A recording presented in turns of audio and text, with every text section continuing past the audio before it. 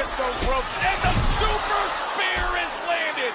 The badass to win back the belt. If you come at the king, you best not miss.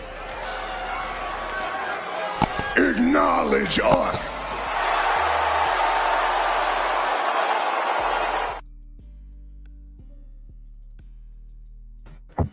Hey, this is the Turnbuckle King here. We here in Red Carpet Ring, guys, talk about WWE Monday Night Raw review. We're talking about Bron Breakker wins Intercontinental Title. Seth Rollins and Seth Rollins and Bronson Reed clash. And then we also have what went wrong with Raw. We also go over my Raw review and also go over current news and, of course, the bonus round. So you don't want to miss out on that. So let's get the lights as we get into the ring and let's talk about Monday Night Raw. Let's get into that. Don't want to miss out on that. So let's get into that shortly. That being said, guys, you already know, before we begin anything else, let's get into doing a simple task that I always ask everybody to do when you come in here. I got everybody saying, not real. Trust me. But that doesn't do anything, man. All right, let's get those likes up as we come in. We're going to talk about Monday Night Raw. Like I said, don't miss out on that bonus round. We're going to talk about Donald Trump and Undertaker, see what they have to say regarding the interview that was on the podcast. With that being said, let's see who came to the ring before we begin. Got my man Gerard gets greetings to the chest. Salute to you. Interesting night on Raw, definitely is. New commentary is a recognizable voice. Definitely is. We'll talk about it, that as well. Definitely was a recognizable voice. Like I said, Raw, this was definitely a different Raw, as you said, Gerard. Definitely a different one. Definitely something that we haven't seen in a very, very long time. But other than that, though, guys, we got to, of course, as they say, we got to move forward. Can't always focus on the past. And sometimes the past ends up becoming the future. Hint. You guys know what I mean by that. But definitely, let's discuss that very, very shortly. And before we do get into the whole talking about Monday Night Raw, let's talk about the Raw match card. Let's see what matches were advertised as follows. So let's talk about that. Let's pull up that card real quick. Let's see what the Raw was about. These are the matches that were advertised, guys. If you guys want to take a look over for a couple minutes, this is the Raw match card. So we had, as you know, at the main event, which is Braun versus Jay for the IC title. Face-to-face, Bronson Reed and Seth freaking Rollins. Then, of course, we had a tag team match for the tournament for the number one contention for tag team championships, New Day versus AOP, Authors of Pain. And then we had another tournament match, which was the Team American Made versus LWO. So let's talk about that as well. You guys want to look over that real quick. That is the whole match that was advertised. And, of course, like I always say, there are more matches that are not advertised that definitely follows. Well, than that, though, guys, let's get on to the show before we begin. Just catching up. I'm snowed under work as I'm snowed. Okay. I'm happy for Bron Breakker, Bronson Reed, and Jacob Fatu. They were all booked to my content. That's what's up. Let's get into that, shall we? We got the first interaction of the show.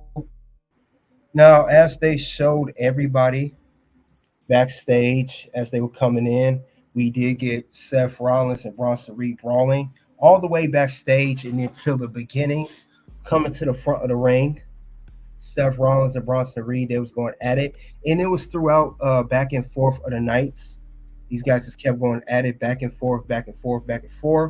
So it definitely was going wild how these guys were going at it, because Seth Rollins definitely wants revenge on what Bronson Reed did to him, taking him out of commission for a couple weeks. So Seth Rollins is not forgot about that.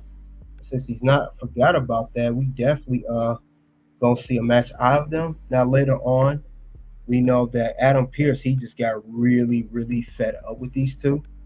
I know he got tired of Bronson Reed. He got tired of Seth Rollins. He got tired of all of it. He was sick of it. And like I said, Adam Pearce, I like how they bring more fire out of his general manager role. He's not taking no ish from anybody anymore. He's not taking no crap from anybody. But Bronson and Seth, I can definitely see a fire match between these two in the near future. Um, Bronson Reed, a great talent, no doubt about it. The man is a monster. He had a great feud with, Braun Strowman recently, and now he's going to continue on his feud with Seth Rollins. And with that being said, since since we know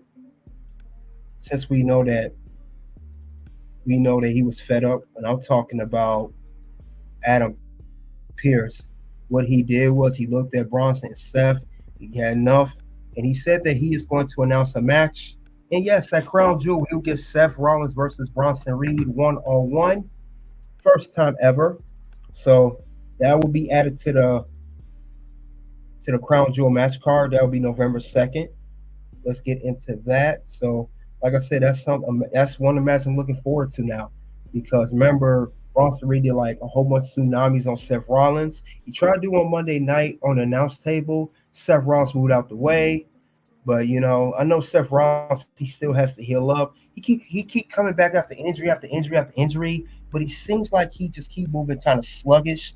I know he wants to, do the best he can as a performer, put on the best show, and also putting that work for the WWE universe and everybody. You don't want to let anybody down. I get that with Seth Rollins, but it definitely feels like he's lost a step or two. Definitely, but definitely, we'll see more about it. AOP lost the only thing that pissed me off. I was happy YS6. More Bronson Reed on my screen. Really honest salute to you. You said Bronson needs definitely lose weight. So he could be a combination of Vader, Batman, Bigelow. Yeah, I agree. Or at least trim up like Braun Strowman. Remember, Braun Strowman was a little on the bigger side, a little husky at first, but he definitely trimmed up and slimmed up. He's cutting out. So maybe something to a Braun Strowman. Don't lose all that weight like Gunther. More Braun Strowman, less Gunther. But other than that, though, this match is announced for Crown Jewel. Let's move on to the next part of the show. We got our first match of the night, guys. We got a tag team number one contenders tournament. We have the New Day versus Authors of Pain. Oh man, I like Authors of Pain. I've been saying this for months, guys. What are they gonna do with AOP? Are they going to move forward with these guys? What are they going to do? And I liked where it was going, but I just did not like how they was. I didn't like how they lost. I get it though. YS6 got in there. They interfered because we saw that R-Truth attack. He got attacked by Karrion Kross, and they attacked him afterwards. Remember, Kofi and Xavier Woods. Well, Kofi was going to help R-Truth. That he did secure the win for New Day. And Xavier Woods said, no, that's his problem, not ours. We got the win. And then YS6 came in. They just terrorized, they wreaked havoc all over the ring, as you can see here. They just tore it up. I mean, anytime YS6, we've been wondering what's going on with them. They always make an impact. So I definitely like this segment part when YS6 and Kyle Tucker was getting it on. Yeet.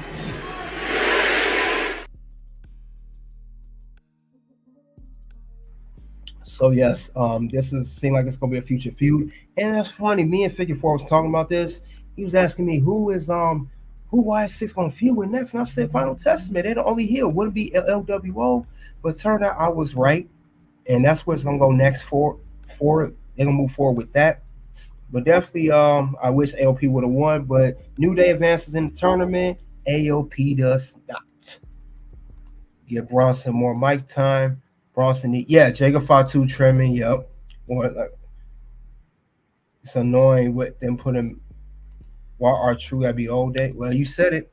They put all the black guys together. Judgment Day is full of Spanish speakers and Irishmen. I'll get to them later. But yeah, New Day wins on. They could advance in the tournament. Let's go to the next match of the night. Let's see what else happened next. Now, next match of the night, we got a tag team match, which was Damage Control, which is the team of Io Sky and Kyrie Zane versus Raquel Rodriguez and Liv Morgan. This match here, it was okay. Started off slow, but it got better. But it ended in a no contest. And we know why in a no contest. We had a lot of interference. You had Metaphor interfering. They interfered. They got in the way a little bit. We know they was not playing around. We saw that. Excuse me. We saw that them two interfering. We also saw as well of those others getting interfered, which is Rhea Ripley. She interfered. Her and Raquel was going at it. She definitely got her hands on Liv. You know, the whole nine, the whole shebang. That's just how that go. But we knew that was coming. And I like how Last Legend in that special that Jakara Jackson. I mean, who don't want to see Jakara Jackson on Raw every week? I'm just saying. But we saw those two. They definitely made some noise with Io Sky and the rest of Damage Control. And they definitely Lash Legend, was able to do her finishing move. She got a nice finishing move, by the way. Go ahead, Lash Legend. Look at you. And then this ended in no contest. So we'll see. We'll see what else happens next. Other than that, though, that was the end of that particular matchup. So we're done with that. Let's move on to the next match of the show. Another tag team number one contendership matchup, which is LWO versus American Made. This was a very solid match. One of my favorite matches of the night. I like this match. Very good. LWO American Made. You can't go wrong with the Creed Brothers and Chad Gable. You can't go wrong with them guys. But Chad Gable was, of course, out there. It was and guys were definitely doing their thing. Creed Brothers doing their thing. And of course, I like the move Dragon Lee did when he slid out. Definitely good one. But it was LWO, which is Rey Mysterio and Dragon Lee. They have defeated the American Made, and they will advance on in the tournament. Yes. And of course, we saw Selena Vega and Ivy Now getting into it. Ivy Now had a hurricanrana done to her by Selena Vega. Selena Vega said something. She did a gesture towards Chad Gable, and Chad Gable tried to get her. It was a very interacting, very good match. I like this match. Last model back. Metaphor lays on now Raw. Have they promoted NXT? No, Gerard. They have been showcasing them more. They've been on all show. They've been on SmackDown too. They're in position to feud with Bianca and Jada over the women's tag team titles, but they also got some beef with Damage Control. So they've been on both shows. So, and of course, Triple H with the commentary that they said at Bad Blood about Black performance not getting enough spotlight. He's been doing it ever since that comment hit. And yeah, definitely. Dragon Lee is phenomenal, but he won't get pushed by the company. Fans appreciate skills, but not investing in him. Here's my thing with Dragon Lee. Dragon Lee is a great talent, as you said. I always believe with Dragon Lee that he got fast-tracked, meaning he accelerated too fast with WWE. As soon as he debuted, he was on NXT for like a couple months. They immediately moved him to SmackDown to be a part of this LWO. And then the LWO, as we know, got drafted to Raw. I always thought he should have had more time on NXT. He wasn't on there long. He held the North American Championship before losing it to Obafemi. I always thought he should have had more time on NXT to develop. He was just pushed too fast. Definitely pushed too fast. That's not a knock on Dragon Lee. I think he's great. There should be more time. Look at Axiom, for example, with Nathan Frazier as the tag team champions. Pure example. Axiom's getting better and better. That's why I think Dragon Lee they should did with him. But I get it. They want to push the next Rey Mysterio and Dragon Lee. Will Lash Legend being TNA next? No, I don't think so. She could be honestly a future, if not a future women's NXT champion, a future women's NXT North American champion. But definitely that. But let's get on to the main event of the show. We got the Intercontinental Championship main event. Jey Uso Yeet versus Bron Breakker. Man, man. Great match. The finish was crazy. As expected, Jey Uso was just on SmackDown. He confronted the Bloodline Solo, and then of course they came on Raw. Solo had his tickets he showed to everybody, and we know that according to Solo that the Bloodline was trying to help Jey Uso retain his championship. Jey Uso won none of that. He saw the Tama Tonga Low try to help him. He kicked him. Then he saw all that. They was like, "We trying to help you." Still, Jey Uso was still not going for that. He literally pulled a LA Knight on Solo Sikoa when Jey Uso did that. When they asked him for help, this is what Jey had to tell him. No, he wanted to do it on his own, but Jey Uso, he did everything he could, but ultimately he lost the Intercontinental Championship back to Bron Breakker. So Jey Uso run ends at 28 days, less than a month, and Bron Breakker is now a two-time Intercontinental Champion, and he won it by hitting that ferocious spear that he always does. Miles an hour when he hits those ropes, and the super spear is landed. The badass to win back the belt. So you got Bron Breakker, new champion. As many expected, they already had in the bag that he was going to win, and he definitely retained it. Congratulations to Bron Breakker. He's now a two-time Intercontinental Champion. You know, like I said, I'll get into this whole match with later on. I'll talk more about this. I ain't gonna do it now, but that is Raw, and like I said, other stuff will be discussed. So let's go over grading for Raw in a second. See us what you guys have to say before we go into the grading. I can't tell the difference between Axiom and Dragon Lee. Look at the mask, Gerard. Axiom has that unique mask where you can't see anything, and Dragon Lee got the mask where it looked more like Rey Mysterio. Axiom always got the dark mask with the covering the eyes, and you can tell by his theme music. You said TBK there featuring more NXT women in TNA as your new thirst trap karate. Canadian Carms at TNA. Yes, I just watched the TNA Reese episode. I saw Brinley Reese. She faced off against Ash by Elegance. I've seen Soruka, Carmen. I've seen Xia Lee that was on NXT that got released. She's in TNA now. Yes, a lot of women are in TNA. That's true. The fans are between Fatu Breakker. Yes, that's another thing I like. Jacob Fatu Bron Breakker, future feud in the making. Brutally Honest said Jay was never penciled in to win. Triple A books yearly. He doesn't let the fans book his show. That being said, you got a good point. You own something. Good bread. I gotta give you your due.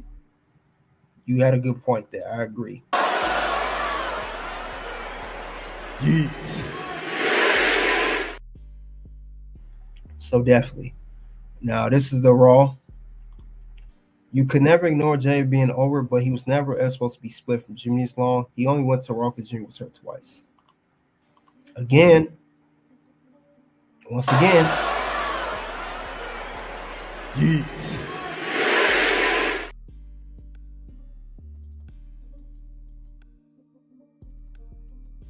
Rating for Raw. Give it a 4 out of 5. Very good show. I like how I like how this was going.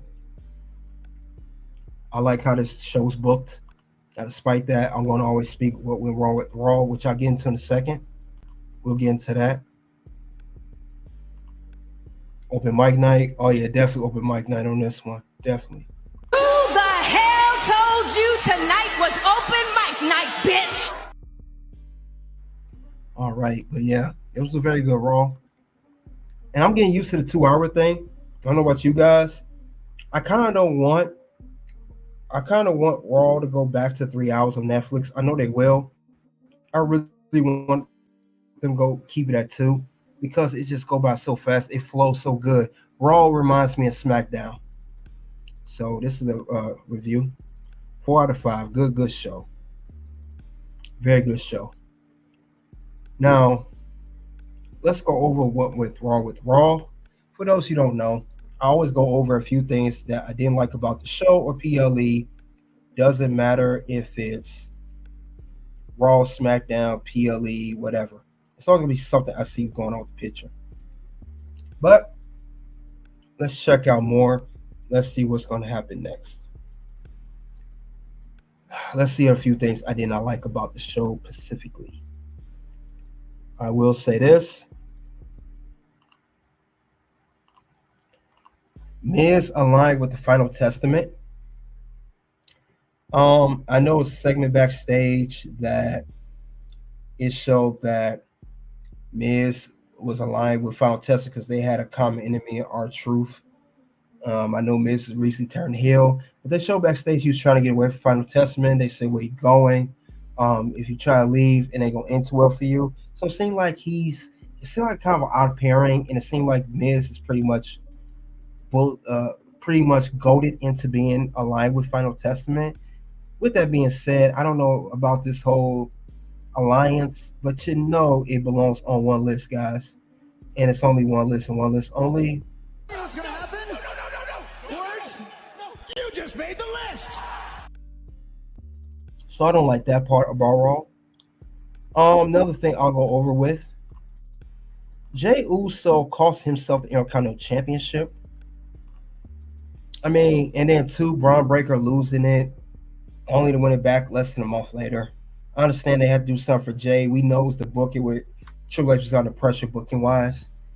But Jey Uso lost the belt because of Jey Uso. You know, remember what Vince said about Bret Hart? Well, Jey Uso screwed Jey Uso. It was not the bloodline, not Tama Tonga, not Tonga Loa, not Solo, not Jacob Fatu. Jacob did attack him, but that was only after Jay started attacking the bloodline. And I think if Jay mind his own business and focus on the match, not so much on the bloodline, he would still keep his title, and it wouldn't be Braun holding the Intercontinental Championship.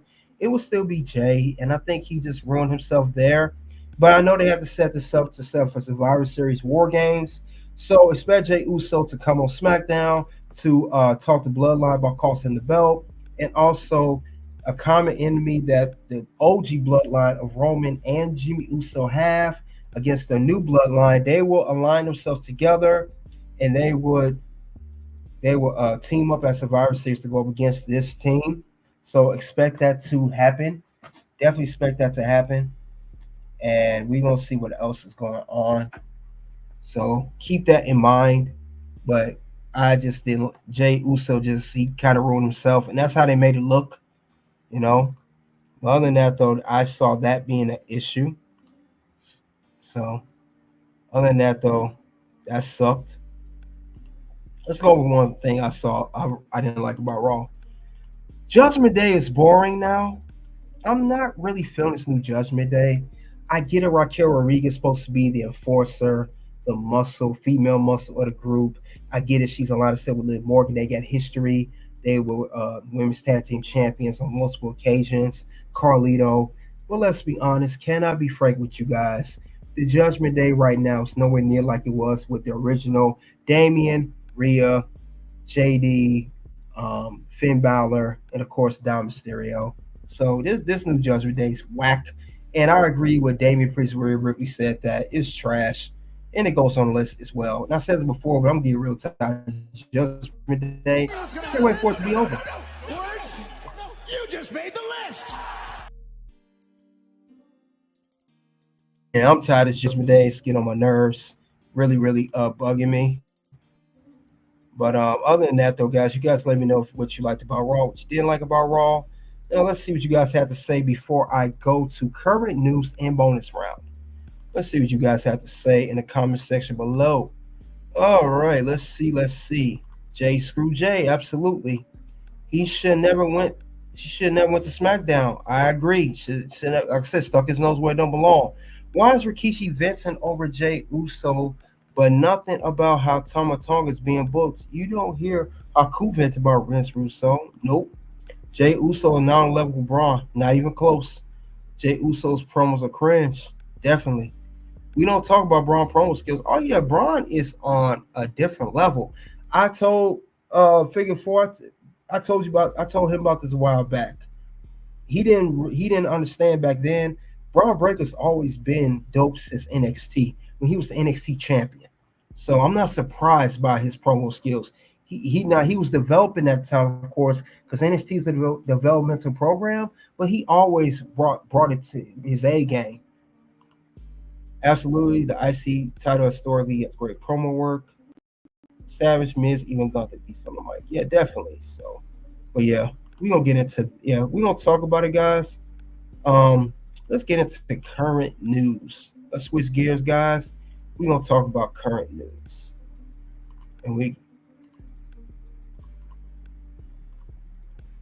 let's get to current news, guys. We here for people on Facebook. Come on over to Red Carpet Rain, and we'll stay on for X. Let's go to the current news, shall we? We're gonna talk about Lillian Garcia returns full time to WWE. We know that I know it's been a whole buzz, whole speculation. I mean, the whole buzz going on in the whole wrestling in the whole wrestling world. It's just like shake the foundation, as they call it. We know that Samantha Irvin has left WWE. I know a lot of people are very shocked. Um, you know, of her announcement. She made an announcement, as we said on yesterday. Now we know that Lillian Garcia, she's a veteran. She's going to take her spot. But I said this on my other channel, Toss Ring Scandal. Salute to Samantha Irvin. She did all the great work. I've nothing really bad to say about her. She's a thirst trap too much. I said that, but I'm glad that she's able to, of course, move on and do what she has to do. But I know they've been talking lately. It's been going on all day today, following the aftermath of Samantha Irvin, shockingly leaving WWE.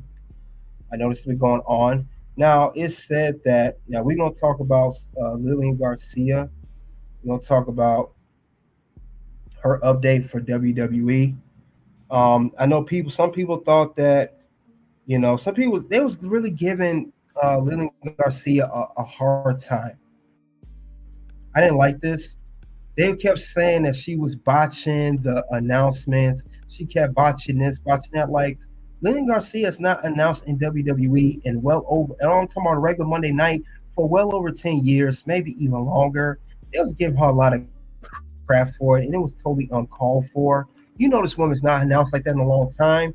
I'm glad to see her back. She's actually one of my favorites, alongside Howard Finkel and Justin Roberts. I like her a lot. But this is what they had to say about it.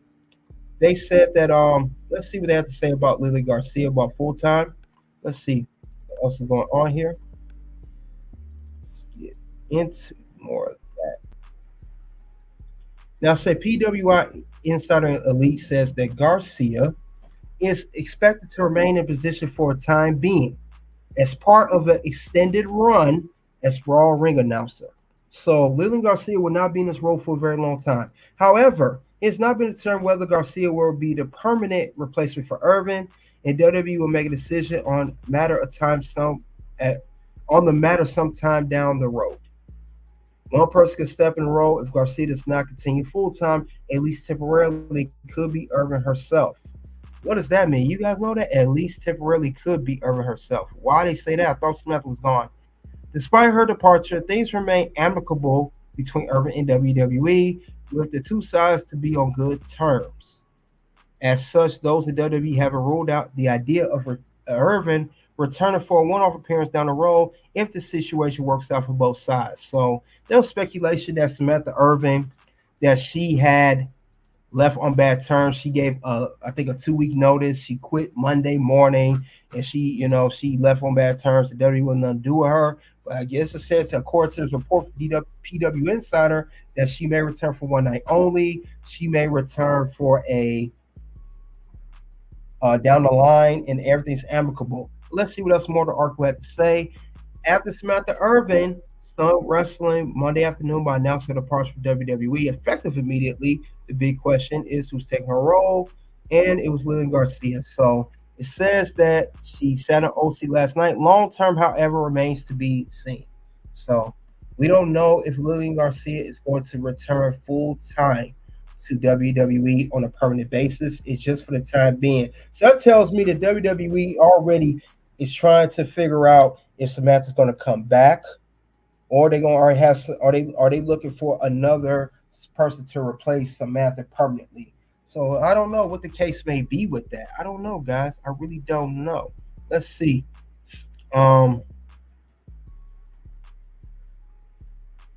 Salute to Class Lillian G. But Lillian back, does that mean she's not doing her podcast no more?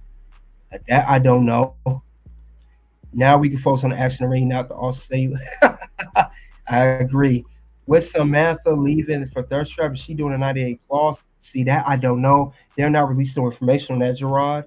Gilbert don't say anything about Samantha Irvin. She's lovely. Samantha's definitely going to OnlyFans ASAP. I can see that happening. She beat up. She looks better with clothes on. She has a mom bod. Ooh, you ain't right, good Brad. You ain't right. You ain't right. But, but I do know this. Samantha don't go here no more. You standing here, and you don't even go here.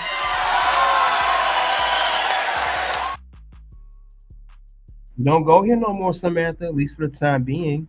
So they already throwing shade at leaving their options open. Yeah, seem like I don't know if they're gonna bring her back. Good Brad Amare and she would do what Manny did. I agree that's fan time. But what do you guys think about Lillian Garcia being back, at least temporarily? So I know Lillian, she's in her 50s now. I know she don't like being on a roll like she used to. And it could be a temporary thing. It could be a month, 2 months, 3 months, maybe 6 months the max. Or could we get JoJo to come back? Maybe Brady Rose? Who knows? It sounds like they want to bring Samantha back to keep the door open. Yep, you don't even go here. But yeah, guys, that is current news regarding that. Regarding the whole what about to say? Regarding regarding Miss Samantha Irvin being gone, and now Miss Lillian Garcia taking her spot temporarily. So that is going on with that. That is current news on that situation. But we'll see what else is going on. What else the next move going to be for WWE announced team. But with that being said, guys, we do have the bonus round coming. Got that coming. Shelton Benjamin AEW. So what happened tonight? 8 calls been scrapped by. Shelton Benjamin was never really on a contract with WWE. He been gone for WWE. Shelton Benjamin, remember, he got released. He had already been 90 days. Dijak is on independent scene. I think his was a 30-day clause. I don't think he had the 90-day clause. He said in an interview. But let's get to the bonus round, guys. Let's get there. And this is going to be interesting, guys. We are talking about Donald Trump talks about male and female sports. Now, you guys know that Donald Trump, you know that he was on Undertaker's podcast, 6 Feet Under with Mark Calloway. Now, he has some interesting things to say on the podcast. Now, you know that Undertaker, I made a video about it with Undertaker, Kane. They're also a part of the presidential campaign. To vote for Trump. But Trump has some interesting things to say about the podcast. Yeah, interesting things to say, with Undertaker. Undertaker had his co-host with him. Undertaker was dressed up with Trump. But let's see what he had to say, though. And he had his daughter with him, too. So let's see what Mr. Donald Trump had to say. He's running for, because we know that election is coming up in 2 weeks. Quite the quarterback, too. But you don't want to go and wrestle a guy like if you were doing that, because people do that, like your father, right? He's a little too much to handle, right? No, I will get rid of it fast. Men playing in women's sports is insane, okay? It's insane. I mean, I can't even imagine anybody thinking anything other. Like, you have to have borders, right? You have to have fair elections. Where are the people that want it? Have you ever met anybody that said, we want men playing in women's? I've never met anybody. I know there's got to be some kind of a movement. I'm going to terminate that immediately. I'll terminate it. I'm not going to let it happen. Yesterday, a volleyball player got hit. Female team where somebody transitioned. And you don't think of volleyball. She got hit. Now, this was a man who transitioned to a woman, and they showed the shot. And it was all girls. There were girls. Older, like 18, 19, 20. Very good players, like All-American type players. I think a college team or something. And they had the one guy on the one team, and he was up so high in the air, and he smashed that ball. You don't see that. And this ball came at her at a speed that she's never seen, get really whacked her. But other volleyball players were hurt. But the best is weightlifting, where you see a record that stood for like 15 years, and they're putting, an eighth of an ounce on each side of the bar. You know this better. Yeah. And then some person that transitioned to a female from a male. Have you lifted before? Not much, no.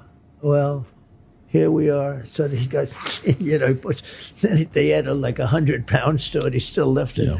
So it's crazy. The swimmers too. Look at the swimmers. Yeah. I mean, the swimmers, it's ridiculous. Yes. So, and I think it's very demeaning to women. But, she wants to play sports and she wants to play against women. You don't necessarily want to play against men. It's okay, but you don't want to do it. Did you see the boxing match at the Olympic boxing? Did you see the guy? I did. Did you see that beautiful Italian girl? She's supposed to be a good boxer. She took just a left jab. The guy's up, he goes, boom. That's like a defensive punch. So it goes like that. I never saw it quite like that. She didn't actually go down. She walked back to her corner. She said, I just got hit harder than I've ever been hit before. It was ridiculous. Then the corner pushes her back out. You can do it. You can do it. But he goes with another left jab. And she walked off. She said, there's no way I can beat that. Now, there were two people in the Olympics, because I didn't even know they have female boxing. There were two people that transitioned into women. Both of them won the gold medal. Shockingly. Are you shocked to hear that? Imagine that, right? How would you like to play this guy? Okay? He just... So that is Donald Trump speaking on the male and female athletes in sports today. He went on Undertaker's podcast. He had his views on it, say he does not agree with men being that transition being women's sports. He said if he's elected, he's going to shut that down. He will not be going for none of that. And Undertaker, it seemed like he seemingly agrees. But what do you guys think of this whole situation? Did Donald Trump have a point when he said that? That's crazy. CB2K, salute to you. Logan Paul got heat for telling the truth about the boy-girl boxer. True. Gerard said politicians are so fake here speaking with Mark Calloway. Seem fake, phony.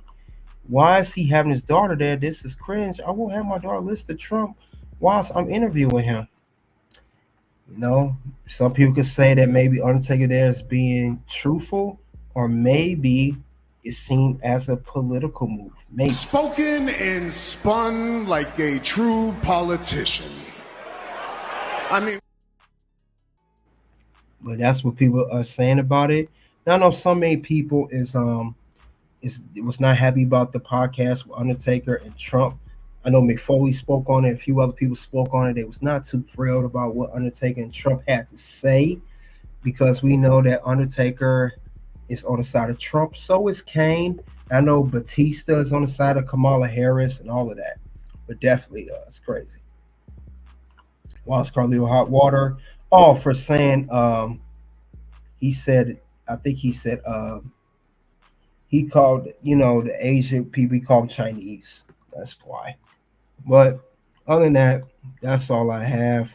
That's, of course, Donald Trump being on the 6 Feet Under podcast with Undertaker. And, of course, we talked about round one. WWE Raw Bron Breakker wins Intercontinental Title. Seth Rollins and Bronson Reed clash.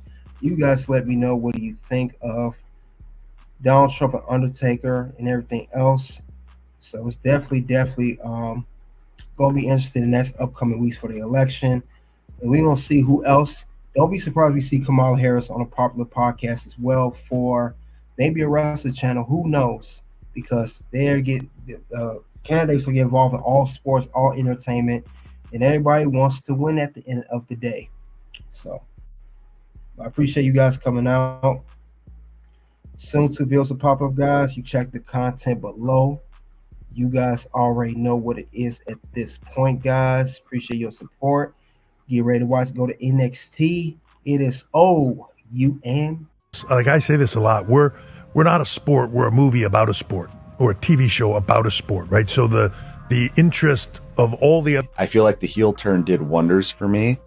There was a sense of reality in that, to where I had hit a point, and the babyface stuff was going great. The Alpha Academy stuff was going great. We had a blast with that. But I'm a realist, and I'm also like a long-term thinker.